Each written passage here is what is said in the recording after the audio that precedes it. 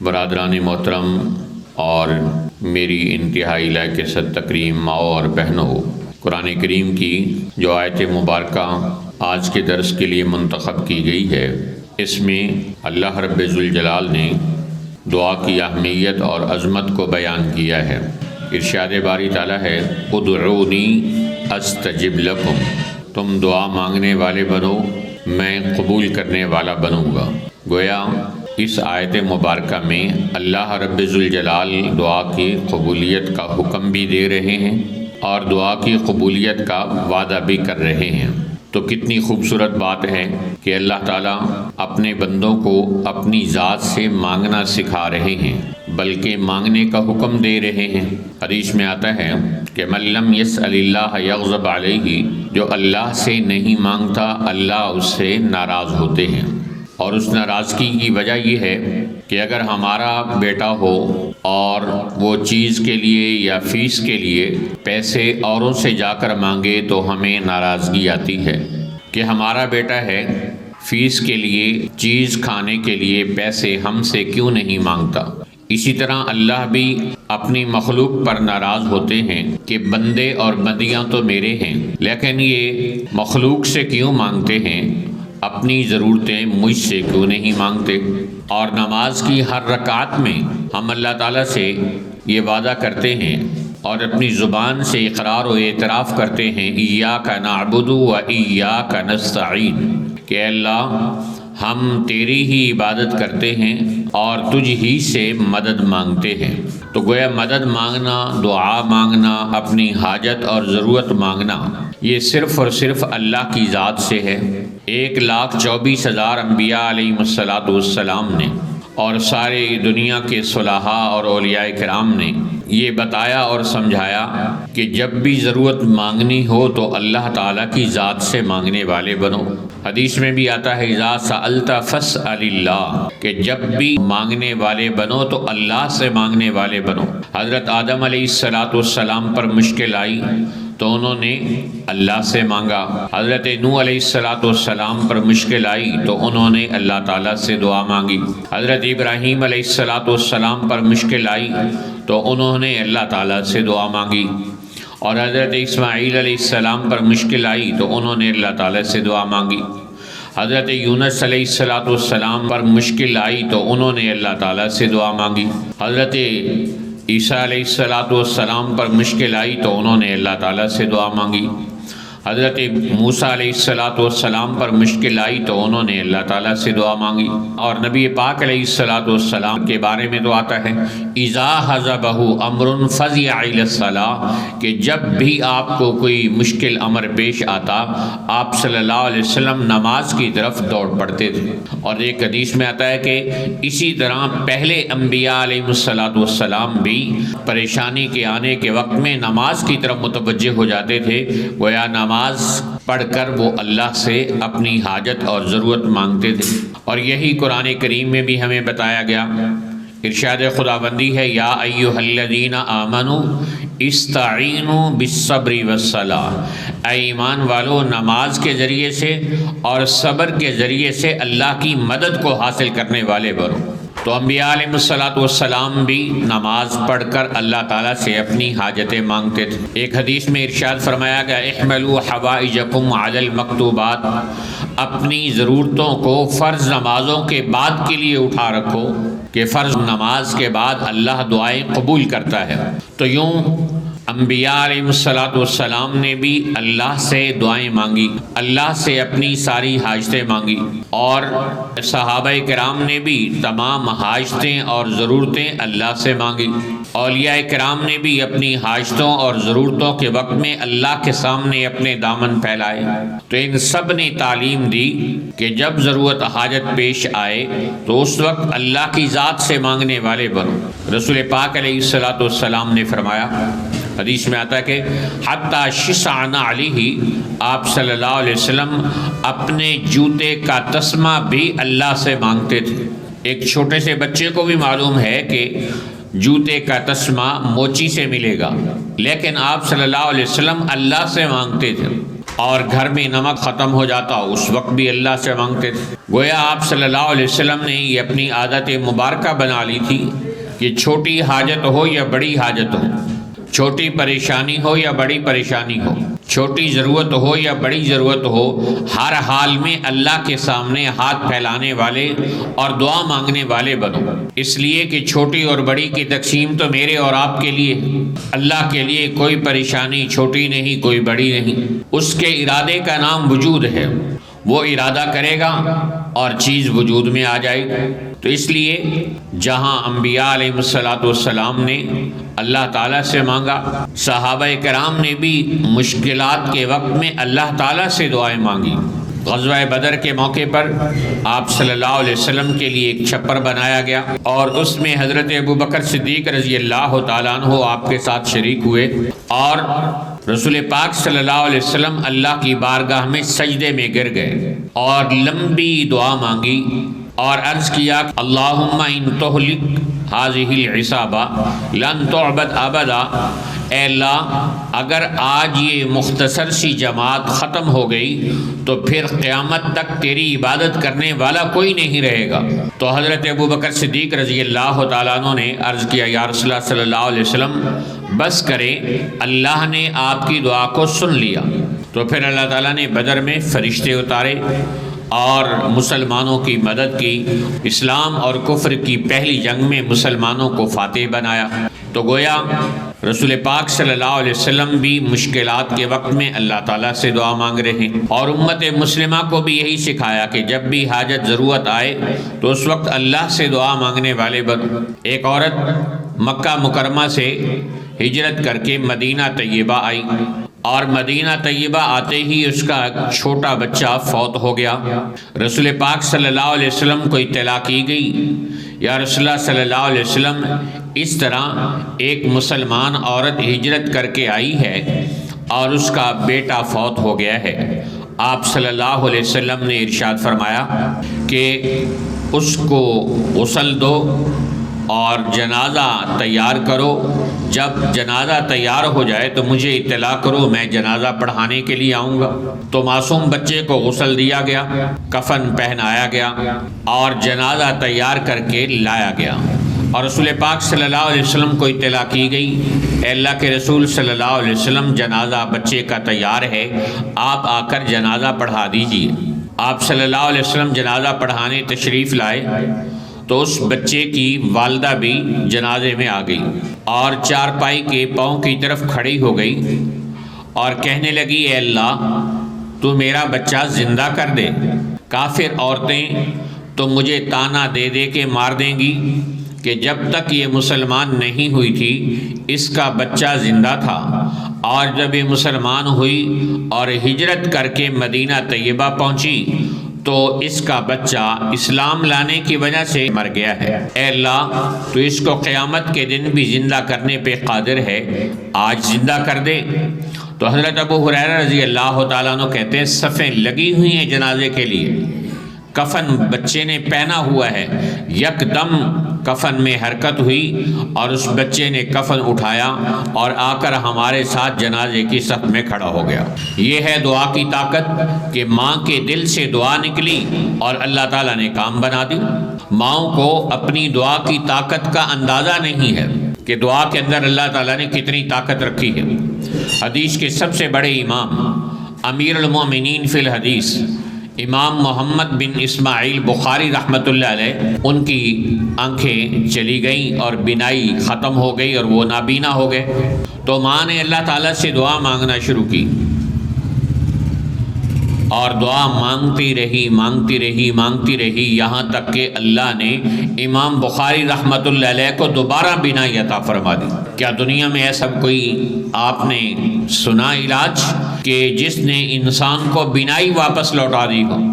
آج 29 جنوری 2023 تک تو ایسا کوئی علاج ایجاد نہیں ہوا کہ جس کے ذریعے سے انسان کی گئی ہوئی بینائی واپس آ جائے۔ ہاں، انسان کی بینائی کو روک سکتے ہیں، انسان کی بینائی بڑھا سکتے ہیں، اینکوں کے ذریعے سے اس کی بینائی میں اضافہ ہو سکتا ہے، لیکن روشنی آنکھوں کی چلی جائے اور انسان بینائی سے ایک بار محروم ہو جائے اور پھر بینائی واپس لوٹ آئے، عام طور پر ایسا نہیں ہوتا، لیکن دعا کے اندر اللہ نے اتنی طاقت رکھی کہ دعا کی برکت سے حضرت امام بخاری رحمۃ اللہ علیہ کی آنکھوں کی بینائی اللہ تعالیٰ نے واپس لوٹا دی اور ان کو دوبارہ اللہ تعالیٰ نے آنکھوں کا نور عطا فرما دی۔ یہ ماں کی دعا میں اللہ تعالیٰ نے طاقت رکھی۔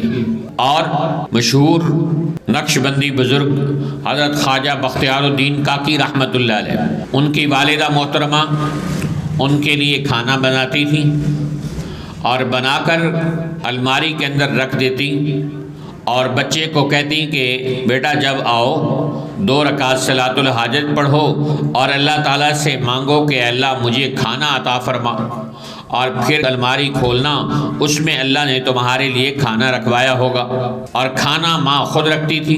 تو یوں کافی عرصہ یہ سلسلہ چلتا رہا، ماں خود کھانا پکا کے رکھتی اور پھر بچے کو کہتی کہ جب کھانے کا وقت آئے تو 2 رکعت نماز صلاۃ الحاجت پڑھ کے اللہ سے دعا مانگنا، اللہ تمہیں کھانا عطا فرمائے گا، الماری کھولنا تمہیں وہاں سے کھانا ملے گا۔ اللہ کی شان کے ضروریات انسان کے ساتھ لگی ہیں، کام کاج پر انسان کو آنا جانا پڑتا ہے۔ ایک دفعہ ایسا ہوا کہ والدہ اتفاقاً کھانا پکا کر رکھنے کے ٹائم پر گھر نہ آ سکیں اور کھانا نہ رکھا جا سکا۔ اب ماں بڑی پریشان ہو گئی کہ کھانا نہیں رکھا میں نے اور بچہ 2 رکعت صلاۃ الحاجت پڑھ کر دعا مانگے گا اور کھانا نہیں ملے گا تو وہ یقین اپنا کمزور کر بیٹھے گا۔ تو ماں نے اللہ کے سامنے ہاتھ اٹھائے کہ اے اللہ، میں تو اپنے بچے کی تربیت کر رہی تھی، تیری ذات پر اور دعا پر اس کا یقین بنا رہی تھی کہ اللہ حاجتوں کو دعا کے ذریعے سے پورا کرتا ہے، لیکن اے اللہ میں آج کھانے کے وقت میں نہیں پہنچ سکی، تو میری ماں کی ممتا اور میری تربیت کا خیال رکھنا۔ چنانچہ حضرت خواجہ بختیار الدین کاکی رحمۃ اللہ علیہ اسی طرح آئے اور آ کر کھانے کے وقت میں صلاۃ الحاجت پڑھی، اس کے بعد دعا مانگی، دعا مانگنے کے بعد الماری کھولی تو اس کے اندر کھانا موجود تھا اور کھانا کھایا۔ ماں جب گھر میں واپس آئی تو اس کا دل دھڑک رہا تھا، پتہ نہیں آج میرے بچے کو کھانا ملا ہے یا نہیں ملا، کہیں میری مہینوں بھر کی تربیت برباد تو نہیں ہو گئی، میں جو اس کا اللہ کی ذات پر اور دعا پر یقین بنانا چاہ رہی تھی، کہیں وہ یقین اور میری محنت ضائع تو نہیں ہو گئی۔ اس پر اس نے آ کر بچے سے پوچھا، اے میرے لخت جگر، کیا آپ کو آج کھانا مل گیا؟ اس نے کہا جی اماں، جس طرح اللہ پہلے کھانا دیتا تھا آج بھی اللہ تعالیٰ نے اسی طرح الماری میں کھانا دیا ہے، لیکن اماں جان آج کا کھانا پہلے کے کھانے سے بڑا مزیدار تھا کہ اللہ کے خزانوں سے ملا۔ تو یہ دعا کی طاقت ہے کہ انسان مانگے تو اللہ تعالیٰ اس کو نوازنے والا بنتا ہے۔ تو اللہ تعالیٰ فرما رہے کہ مجھ سے مانگنے والے بنو، تمہارے مانگنے میں کمی ہو سکتی ہے، میرے دینے میں کوئی کمی نہیں ہو سکتی۔ آج کتنے لوگ ہیں کہ اپنی مصیبت، بیماری، پریشانی آئے، جس پر پیسے لگتے ہیں وہ سارے کام کر لیں گے، ڈاکٹروں کے پاس جائیں گے پیسہ خرچ کریں گے، حکیموں کے پاس جائیں گے پیسہ خرچ کریں گے، عاملوں کے پاس جائیں گے وہاں بھی پیسہ خرچ کر دیں گے، پیسہ بھی خرچ کیا، وقت بھی خرچ کیا، آرام نہیں آیا۔ لیکن اللہ تعالیٰ سے دعا مانگنے پر کچھ بھی خرچ نہیں ہوتا اور وہ نہیں مانگتے، حالانکہ دعا کے ذریعے سے اللہ تعالیٰ ناممکن کو بھی ممکن بنا دیتا ہے۔ ایک صحابی سواری پر جا رہے تھے اور ان کی ایک ہی سواری تھی، صحرا کا سفر تھا۔ صحرا میں انسان راستہ بھٹک جائے یا اس کی سواری گم ہو جائے تو موت یقینی ہوتی کہ ریت کے اس صحرا کو انسان پیدل کیسے کراس کرے گا۔ چنانچہ وہ جا رہے تھے اپنی سواری پر، اچانک ایک جگہ رکے اور وہاں اس کی سواری مر چکی تھی۔ اب وہ بڑا پریشان ہوا کہ اس صحرا میں میری سواری مر گئی، اب میرا کیا بنے گا، اس کا مطلب میری موت ہے۔ تو کیا مرنے کے بعد بھی دوبارہ دعا سے کوئی زندہ ہوا ہے؟ نہیں، ناممکن بات ہے، لیکن دعا کے ذریعے سے ناممکن بھی ممکن ہو جاتا ہے۔ جیسے پہلے واقعہ سنایا کہ صحابیہ کی دعا سے اس کا بیٹا زندہ ہو گیا، ایسے ہی اس صحابی نے دعا کی، اے اللہ میری صحرا میں سواری گم ہو گئی ہے، اگر مجھے سواری نہ ملی تو میری موت یقینی ہے، اے اللہ تو اس کو قیامت کے دن زندہ کرنے پہ قادر ہے، اے اللہ اب زندہ فرما دے۔ تو وہ گدھا اپنا کان جھاڑ کے اٹھا اور زندہ ہو گیا۔ تو دعا ایسی چیز ہے، حدیث میں آتا ہے الدعاء ينفع مما نزل ومما لم ينزل، دعا ان چیزوں سے بھی فائدہ دیتی ہے جو اتر چکی ہوں اور ان سے بھی جو نہیں اتری۔ کیا مطلب؟ کہ جو مصیبت، پریشانی، دکھ، بیماری آ چکی ہے، اگر آپ اللہ کے سامنے دعا کے لیے ہاتھ پھیلائیں گے، اللہ آپ کی دعا قبول کر کے اس آئی ہوئی بیماری، پریشانی، دکھ اور تکلیف کو دور کر دے گا۔ اور اگر بیماری کوئی آ رہی ہے، حادثہ کوئی آ رہا ہے، ایکسیڈنٹ آسمان سے آپ کے مقدر کا کوئی آ رہا ہے، کوئی نوکری کا چھوٹنا آ رہا ہے، کوئی پریشانی آپ کے لیے آسمان سے لکھی ہوئی جو مقدر میں ہے وہ آ رہی ہے اور نیچے سے آپ کی دعا چلی گئی، تو یہ جانے والی دعا آنے والی مصیبت کو روکنے کا ذریعہ بن جائے گی۔ اس سے بڑھ کر کیا بات ہو؟ حدیث میں آتا ہے کہ سب سے کمزور بندہ وہ ہے جو دعا کے اندر بھی کمزوری دکھائے، اور دوسری حدیث میں فرمایا گیا ابخل الناس من بخل بالدعاء، سب سے بخیل آدمی وہ ہے جو دعا میں بخل کرنے والا ہو۔ تو انسان دعا کے اندر اور اپنی حاجت کے اندر، ضرورت کے اندر اللہ تعالیٰ کی ذات سے مانگنے والا بن جائے تو اس کی حاجتیں اور ضرورتیں اللہ تعالیٰ پوری فرما دیتا ہے۔ تو یہ قرآن کریم کی تعلیم ہے اور سرکار دو جہاں صلی اللہ علیہ وسلم کی سیرت کی تعلیم ہے کہ جب بھی حاجت اور ضرورت پیش آتی تھی تو رسول پاک علیہ الصلوۃ والسلام اللہ کی بارگاہ میں دعا کے لیے ہاتھ پھیلا دیتے۔ تو دعا ناممکن کو ممکن بنانے والی ہے، دعا انسان کو اللہ کی بارگاہ سے شرف قبولیت عطا کرنے والی ہے، اور دعا اللہ تعالیٰ سے تعلق مضبوط کرنے والی ہے۔ ایک صاحب نے کسی اللہ والے سے کہا کہ جی میں تو اللہ تعالیٰ کی مسلسل نافرمانیاں کرتا رہتا ہوں، مجھے اللہ نے کوئی سزا نہیں دی۔ میں نے سنا کہ اللہ کی نافرمانی کی جائے تو اللہ تعالیٰ سزا دیتے ہیں۔ سنا کیا؟ اللہ کے قرآن میں اللہ نے اعلان کیا ہے کہ من یعمل سوءا یجزا بہ، کہ جو بندہ برائی کرے گا وہ اس کا بدلہ پائے گا۔ دنیا میں، آخرت میں اس کا تذکرہ نہیں، بس وہ بدلہ پائے گا۔ اس کو شاعر کہتا ہے کہ عدل و انصاف حشر پر ہی موقوف نہیں، زندگی خود بھی گناہوں کی سزا دیتی ہے۔ تو صلی اللہ علیہ نے پوچھا کیا تم اللہ تعالیٰ سے دعا کرتے ہو؟ اس نے کہا یہ دعا تو نہیں کرتا۔ تو اس نے کہا کہ اللہ نے تمہیں اپنے سامنے ہاتھ پھیلانے اور دعا مانگنے سے محروم کر دیا، اس سے بڑی سزا اور کیا ہوگی؟ تو یہ جو ہم سمجھتے ہیں کہ ہم خود دعا نہیں مانگ رہے، اللہ کی قسم یہ بہت بڑی غلط فہمی ہے۔ حقیقت تو یہ ہے کہ ہم اللہ کی سزا اور اس کی گرفت اور پکڑ میں آ چکے ہیں۔ اللہ تعالیٰ جب کسی کو اپنے سامنے جھولی پھیلانے سے اور ہاتھ اٹھانے سے محروم کر دے، اس کا مطلب یہ ہے کہ اللہ اس کو نوازنا ہی نہیں چاہتا۔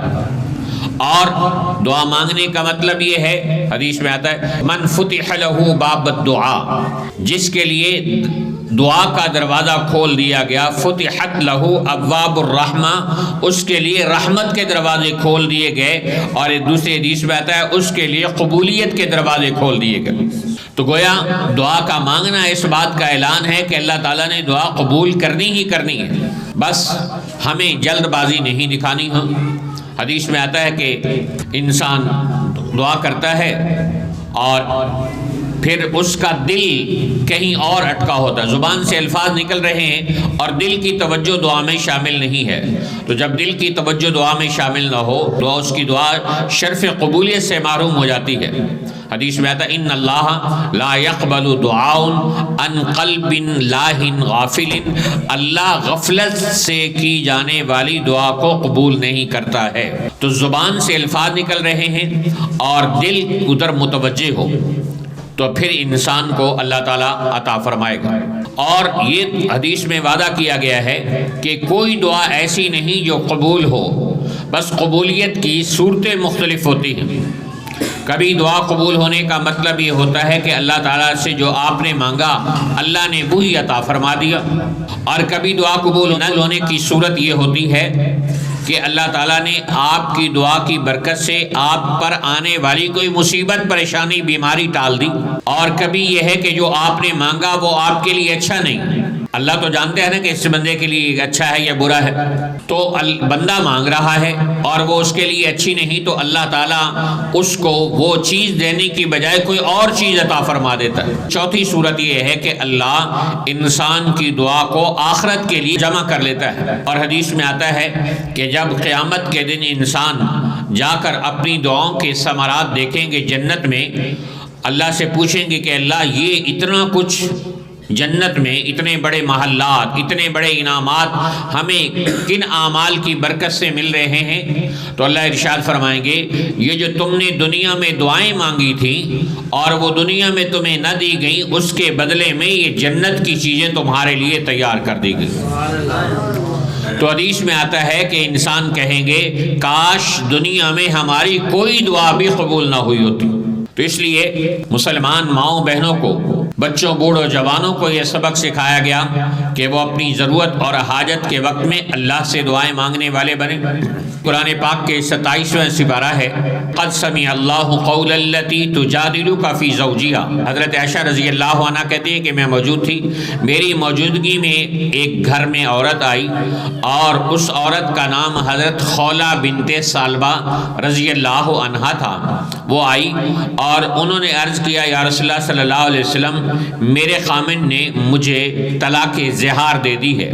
طلاق زہار کا مطلب یہ ہے کہ اس زمانے میں کوئی آدمی کہتا تھا اپنی بیوی کو انتی علیہ کظہری امی، کہ تم میرے لیے میری ماں کی طرح ہو، یعنی بیوی کو ماں کہہ دیتے تو اس سے وہ سمجھتے تھے کہ بیوی کو طلاق پڑ جاتی ہے، حالانکہ شرعاً طلاق نہیں پڑتی، لیکن اس زمانے میں طلاق ہی سمجھا جاتا تھا اس کو۔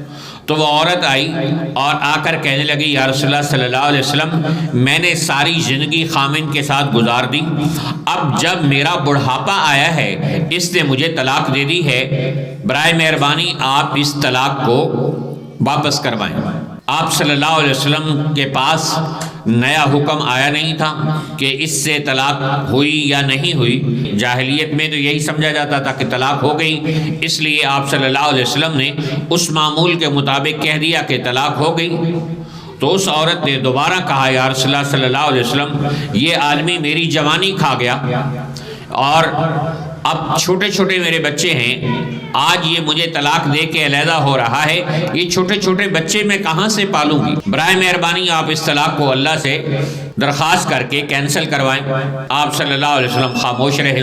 پھر اس نے تیسری مرتبہ کہا یا رسول اللہ صلی اللہ علیہ وسلم، آپ میری فریاد سنتے ہیں یا میں اللہ سے براہ راست عرض کروں؟ تو حضرت عائشہ رضی اللہ عنہ کہتی ہیں کہ ابھی وہ یہ بات کر رہی تھی کہ آپ صلی اللہ علیہ وسلم پر وحی کی کیفیت طاری ہوئی۔